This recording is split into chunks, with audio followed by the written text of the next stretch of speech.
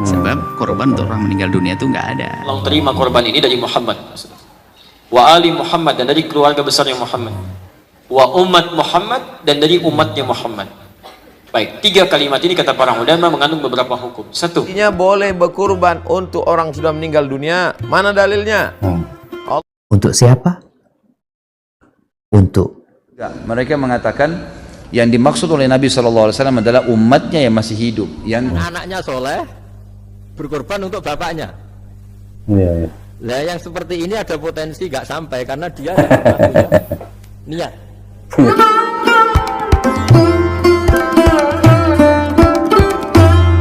Assalamualaikum warahmatullahi wabarakatuh. Bagaimana kabarnya teman-teman semua? Semoga tetap sehat dan tetap dalam lindungan Allah Subhanahu wa taala, dijauhkan dari berbagai bala dan macam penyakit. Amin ya robbal alamin. Baik ya, berjumpa lagi bersama kami, channel yang membahas tentang kajian-kajian dan juga hukum-hukum Islam yang akan disampaikan oleh ustadz-ustadz yang telah admin kumpulkan dalam video ini. Dan untuk kesempatan video kali ini, admin akan membahas mengenai hukum berkorban bagi orang yang sudah meninggal atau bagi orang yang sudah mati. Apakah ada dalil atau hukum dan bagaimana hukumnya ketika orang sudah meninggal dunia tapi diikutkan kurban ya oleh orang yang masih hidup, baik tetangganya, saudaranya ataupun anaknya. Apa hukumnya? Diperbolehkan ataukah tidak? Mari sama-sama kita dengarkan penjelasan daripada ustadz-ustadz yang telah admin kumpulkan. Baik, yang pertama kita dengar penjelasan dari Buya Yahya. Bagaimana penjelasan beliau dalam video ini mengenai hukum berkorban bagi orang yang sudah meninggal. Ini adalah salah satu yang disepakati para ulama, korban untuk orang yang telah meninggal dunia. Sebab korban untuk orang meninggal dunia itu nggak ada. Nggak ada bukan berarti tidak boleh. Ingat, tidak ada, kecuali orang tersebut sudah berpesan seperti atau berwasiat. Ya, tidak ada, tapi bukannya tidak kalau boleh. Tiba-tiba kita ingin mengorbankan orang telah meninggal dunia, nggak ada, tapi boleh. Nggak ada maksudnya akan, tapi kalau sampai dikatakan para ulama, paling tidak akan jadi sedekah yang baik. Sebab korban itu adalah beban untuk kita, atas kita, untuk kita, dan untuk orang yang hidup. Adapun untuk orang yang telah meninggal dunia, ini para ulama mengatakan kalau kita ingin korban untuk orang yang telah meninggal dunia, ya boleh-boleh saja. Paling tidak dikatakan jatuh jadi sedekah yang bermanfaat untuk umat Nabi Muhammad SAW. Tapi contoh yang disebutkan sudah ada sapinya, maka dilanjutkan korban tersebut. Itu yang disepakati, dilanjutkan sebagai korban karena sang ibunda sudah menyebutnya dan sapi pun sudah ada. Atau seandainya tidak ada tapi wasiat, aku kalau mati, aku wasiat nak ya, pokoknya aku wasiat nanti kalau aku mati tolong sembelihkan korban. Maka kita memenuhi atas dasar wasiat, bukan karena korban untuk orang meninggal dunia, karena wasiatnya. Adapun korban untuk meninggal dunia ada khilaf panjang dalam hal ini, tidak perlu diperdebatkan. Jalan tengah yang kita ambil adalah seandainya ya bagi yang mengatakan tidak sah, maka tetap jadi sedekah yang diterima. Selesai. Jadi nggak usah ribut dalam hal ini. Baik, itu dia penjelasan dari Buya Yahya mengenai hukum bagi orang yang berkorban yang sudah meninggal dunia. Sudah beliau jelaskan tadi. Baik, selanjutnya kita dengarkan penjelasan dari Ustadz Adi Hidayat. Bagaimana hukumnya berkorban untuk orang yang sudah meninggal. Mari sama-sama kita dengarkan. bagaimana hukumnya berkorban untuk yang telah meninggal dunia, diniatkan untuk yang meninggal. Baik, kita jawab saja secara spesifik lebih lengkap.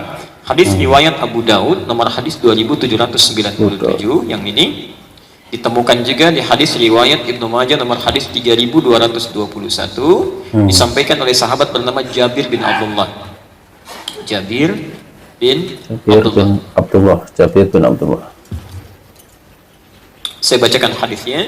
Ra'aitu Rasulullah sallallahu alaihi wasallam, kata beliau radhiyallahu taala anhu menyampaikan, saya pernah melihat Rasulullah sallallahu alaihi wasallam hina yadhbah, saat akan menyembelih hewan kurban, aqbala al-qiblah. Perhatikan, beliau menghadapkan hewan kurbannya ke arah kiblat. Sunnah yang pertama. Jadi kalau ada seseorang ingin berkorban, mohon izin, sunnah pertamanya saat menyembelih itu hadapkan dulu ke kiblat. Tolong teman-teman panitia yang mau berkorban nanti ya, jangan pilih tukang jagal sembarangan. Kalau Anda kehilangan tahapan sunnahnya, Anda nggak dapat pahalanya. Ya, hadapkan ke kiblat. Kalau orang meninggal kepala di kanan, ya, baik ya, pelan-pelan. Baik selatan, kalau hewan kepala di utara, kiri, kan? Kemudian hadapkan ke kiblat baru disembelih. Nah, sebelum menyembelih ini, tsumma qala, kemudian beliau mengatakan, ini sunnah yang kedua. Allahumma hadza min Muhammad. Ya Allah, tolong terima korban ini dari Muhammad. Wa ali Muhammad, dan dari keluarga besarnya Muhammad. Wa umat Muhammad, dan dari umatnya Muhammad. Baik, 3 kalimat ini kata para ulama mengandung beberapa hukum. 1, Allahumma hadza min Muhammad. Ya Allah, tolong terima ini dari Muhammad. Jadi satu korban. Para ulama boleh berkorban satu hewan apapun itu yang disyariatkan. Boleh kambing, sapi, unta. Korban Presiden Republik Indonesia Pak Jokowi untuk satu orang sah berdasar hadis tadi. Sebaliknya yang kedua, wa ali Muhammad, dan untuk keluarga besarnya Muhammad. Ini menunjuk keluarga. Boleh ya. Jadi kalau misalnya Bapak Ibu, misal saya baru punya kemampuan beli kambing satu, tapi saya ingin di keluarga saya korban ini. Umumnya orang, maaf, itu suka bergantian. Tahun ini bapaknya, tahun besok ibunya, tahun besok kakaknya, adiknya. Itu kalau menurut hadis gak usah begitu. Niatkan saja untuk satu keluarganya. Boleh. Saya Adi Hidayat, punya istri, punya 2 orang anak, kan? Kemudian saya katakan, alhamdulillah, korban atas nama keluarga Adi Hidayat, maka istri saya masuk, 2 anak saya masuk. Jelas ya? Sah hukumnya, boleh, boleh. Ya, awas. Nabi mempraktekkan, sahabat mengiyakan, ulama ijma' di sini. Tidak ada perbedaan pendapat. Diboleh satu hewan ditujukan untuk satu keluarga. Ya, sah hukumnya. Baik. Kemudian satu hewan ini apa saja? Boleh kambing, boleh sapi dan sebagainya. Nah, kalau misalnya ingin dibagi dari hewan, atau saya punya ustadz bagaimana? Di rumah ada 4 orang, boleh nggak setiap orangnya satu-satu? Boleh saja, silakan. Sah, saya keluarkan 4 hewan, saya bagi di beberapa daerah, boleh. Tapi juga yang punya satu hewan, boleh untuk satu keluarga, sah hukumnya. Ya. Untuk kambing, dari 1 orang. Untuk sapi, dari berapa orang? Oh, dari mana? Tanya lagi ramai, satu sapi nggak boleh 7. Harus 1 ya. Sapi itu boleh dari 1 orang, boleh dibagi 7 bagian. Hadisnya ada di hadis Muslim, nomor hadis 1318, jam 1:18. Jadi Jabir bin Abdullah, naharna ma'a Rasulillah SAW yaumal Hudaybiyah. Kami pernah menyembelih bersama Rasulullah SAW di masa Hudaybiyah. Al-budnata, unta, an sab'atin, dibagi 7 bagian. Jadi unta itu boleh 10 bagian, boleh 7 bagian. Wa anil baqarati, dan dari sapi, an sab'atin, dari 7 bagian. Yang terakhir, ini dari pertanyaan ibu, wa min ummati Muhammad, dan mohon terima dari umatnya Muhammad sallallahu alaihi wasallam. 1 hewan ditujukan untuk umatnya. Baik. Nah, sekarang di sini ada 2 hukum kata para ulama. Hukum pertama, baik. Kita umat Nabi. Umat Nabi, baik. Kita keluarga Nabi? Oh, bukan. Ibu bukan istri Nabi, saya bukan keponakan Nabi, gitu. Kita bukan keluarga Nabi, tapi kita umatnya Nabi. Berarti umat Nabi itu bukan bagian keluarga Nabi yang dimaksudkan pada yang kedua tadi. Dan pribadi Nabi, keluarga Nabi, umat Nabi, kan? Nah, ini menunjukkan hukum boleh berkorban di atas namakan orang lain. Modalnya dari kita. Ada ART, ada security misalnya ya, ada teman-teman tetangga, korbannya belum punya, biar saya yang sediakan. Atau kambingnya dari saya atas nama kamu, itu boleh. Dan pahalanya dapat luar biasa. Yang kedua, hukum ini sekaligus menunjukkan kebolehan berkorban untuk orang yang telah tiada, wafat. Nah, ini sepakat semuanya. Baik, saat Nabi menyebutkan umatnya, bahkan keluarganya, apakah keluarga Nabi masih hidup semua? Tidak. Sayyidah Khadijah sudah meninggal. Ketika Nabi mengatakan itu, ibunda dan ayahanda Ammar bin Yasir sudah wafat.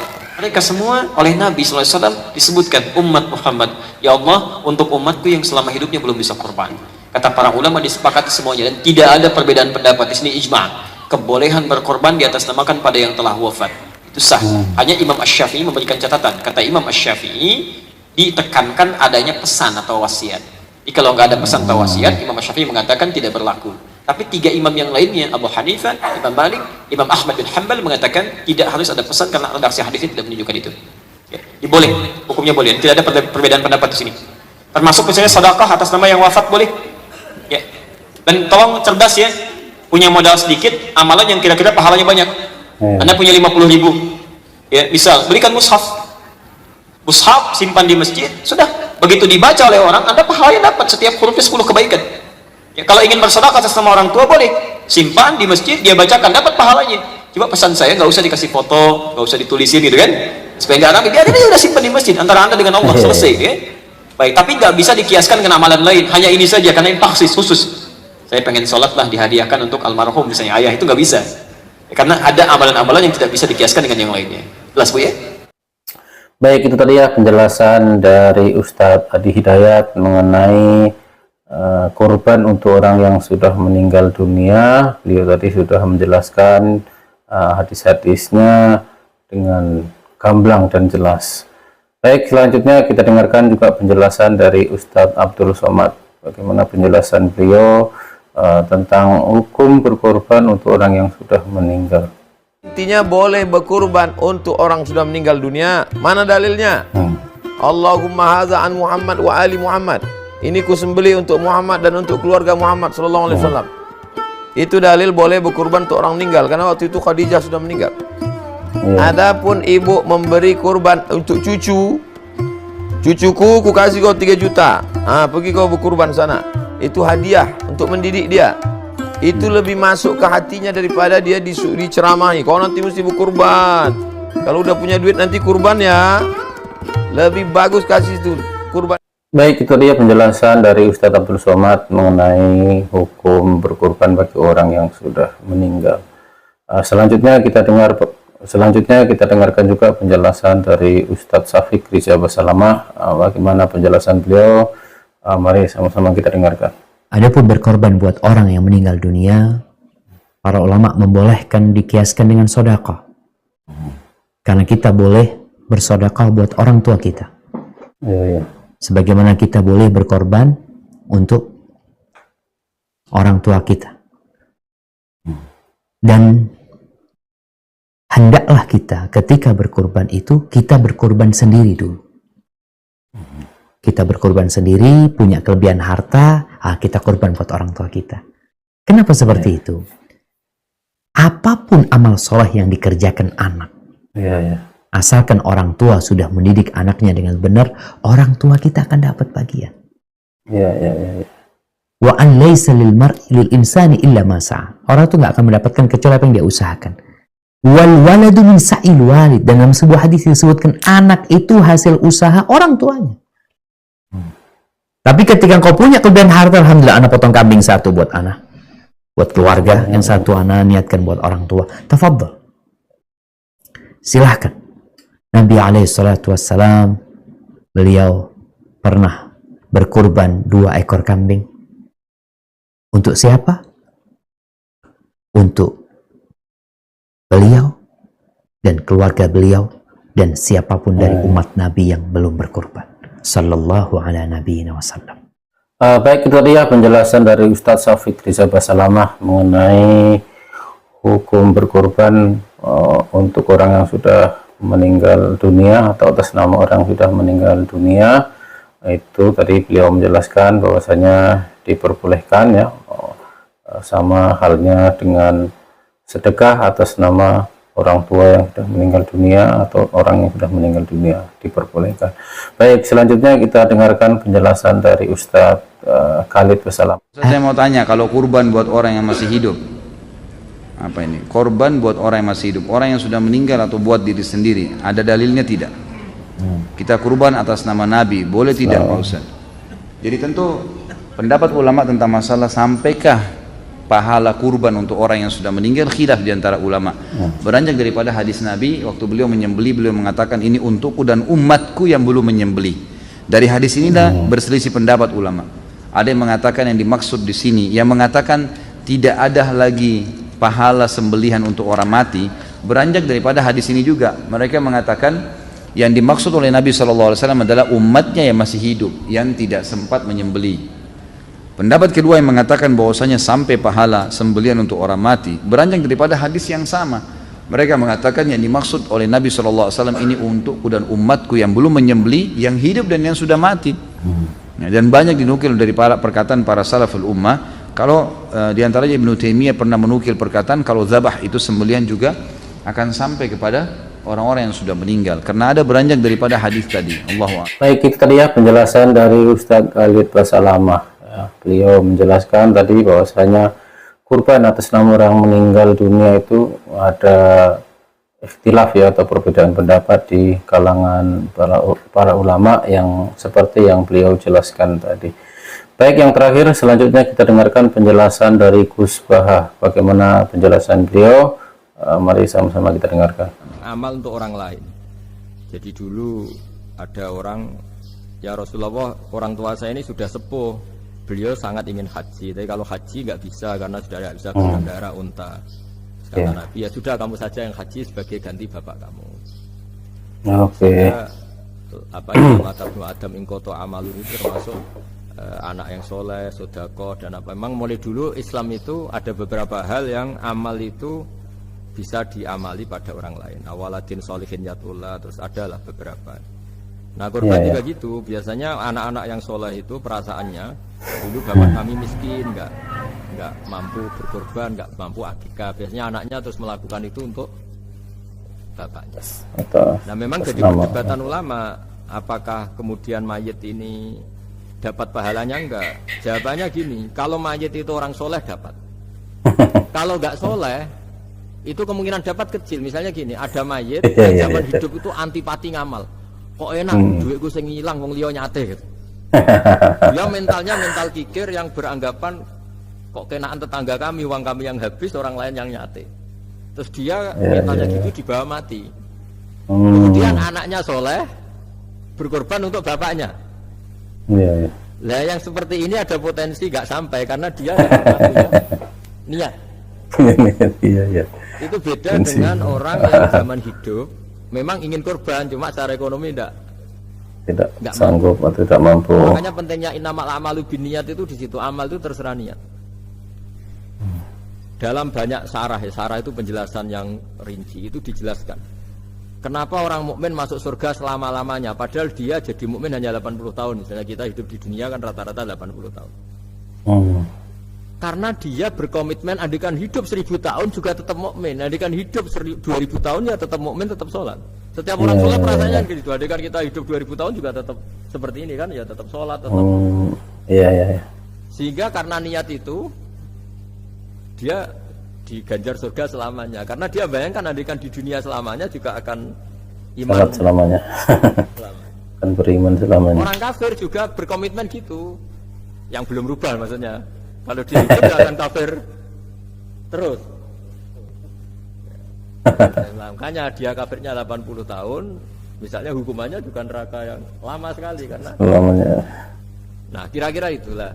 Makanya kalau mayat tidak soleh ini kita yang sebagai ulama berdebat karena tadi itu kan ibarat gini, ada mayat sama sekali nggak pernah sholat, bahkan dulu itu mengkritik orang sholat, terus dia mati.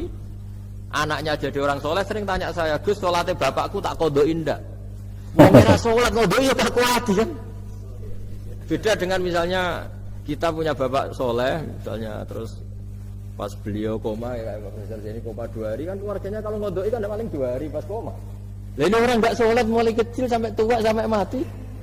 Anaknya soleh terus anak saya kodoin, kamu sholat boten. Wah ya kesel gue. Sudah kesel, orang ini nggak pernah berkeinginan sholat. Kan beda dengan Nyun Sewu ibu saya atau bapaknya Mbak Ova. Memang ibu saya ya tidak sholat itu karena sudah koma atau sudah apa, sudah banyak alat-alat medis yang terpasang. Ini cara wudhu jumlahnya ya jelas dan sumbut karena memang beliau andikan sehat komitmennya juga sholat. Nah ini yang orang kadang salah kaprah, bisa enggak amal sampai mayit? Sebetulnya di dunia ulama perdebatannya bukan masalah sampai tidaknya, mayitnya ini siapa? Iya benar. Kalau mayit ini soleh jelas, dawe Nabi man sana sunatan hasanatan falahu ajruha wa ajru man amila biha ila yaumil qiyamah. Orang baik kemudian mengajarkan kebaikan pasti dia dapat investasi kebaikan itu. Dan siapapun yang meniru dia dapat sahamnya. Itu enggak ada perbedaan antara NU, Muhammadiyah, Wahabi, semuanya sama. Yang debat itu yang nggak paham. Tak jangan itu yang debat itu yang nggak paham. Wong hadisnya jelas sahih apa? Siapa yang mensyariatkan kebaikan, kemudian kebaikan itu ditiru oleh orang setelahnya, maka dia akan dapat kebaikan itu dan kebaikannya orang yang meniru itu. Itu kan hadis sahih, nggak ada perdebatan sama sekali. Baik, itu tadi ya penjelasan dari Gus Baha mengenai sampai atau tidak sampainya ya pahala kurban untuk orang yang sudah meninggal, sudah beliau jelaskan. Oke, demikianlah pembahasan kita mengenai kurban atas nama orang yang sudah meninggal atau berkurban untuk orang yang sudah meninggal, sudah dibahas dari ustadz-ustadz yang telah admin tampilkan dalam video ini. Mudah-mudahan bermanfaat dan juga sebagai penambahan wawasan dan ilmu bagi kita semua yang tentunya dapat kita terapkan dalam kehidupan kita sehari-hari. Selanjutnya bagi teman-teman mungkin yang mempunyai pandangan atau penjelasan atau hadis atau penyampaian dari guru tentang hal yang demikian itu bisa berdiskusi di kolom komentar dengan baik. Demikian, terima kasih. Assalamualaikum warahmatullahi wabarakatuh.